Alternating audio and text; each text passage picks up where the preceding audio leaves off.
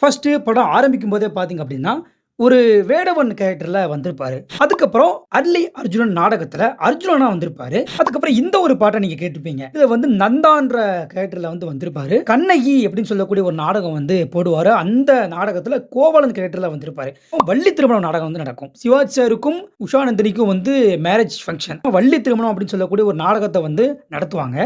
அந்த நாடகத்துல முருகன் கேரக்டர்ல சிவாஜி சார் வந்திருப்பாரு. 6வதா பார்த்தீங்க அப்படின்னா, ஜிஞ்சனுக்கான் சின்ன கிளி பாட்டு நம்ம எல்லாருமே கேட்டிருப்போம். அந்த பாட்டுல ஒரு கேரக்டர்ல சிவாஜி சார் நடனம் ஆடுவாரு.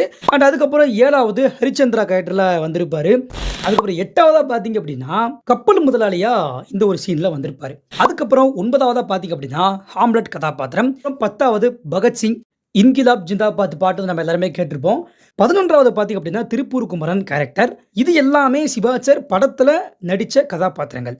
இத தாண்டி ராஜபாட்டனகுதிரை படத்துல ஒரு கேரக்டர் பண்ணியிருப்பார்ல, அது 12வது கேரக்டர். இந்த ராஜபாட்டனகுதிரை கதாபாத்திரத்தையே 2 விதமா சிவாஜி சார் பண்ணியிருப்பாரு.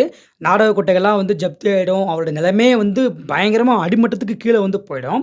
அந்த டைம் பீரியட் வரைக்கும் சிவாஜி சார் கொஞ்சம் வேற மாரி இருப்பாரு. எப்படின்னா, எப்ப பார்த்தாலுமே ஒரு டென்ஷனோட, ஒரு சோகமா, ஹேர் கட்லாம் பார்த்தீங்கன்னா கொஞ்சம் டிஃபரெண்ட்டா இருக்கும். கீழ இருந்து மேல வந்திருப்பார்ல, அதுக்கப்புறம் பார்த்தீங்க அப்படின்னா, சிவாஜி சார் போட்டிருக்க டிரெஸ் கோடு மாரி இருக்கும். அவருடைய ஹேர் கட் மாரி இருக்கும். அவர் பேசுற ஸ்டைல் மாரி இருக்கும்.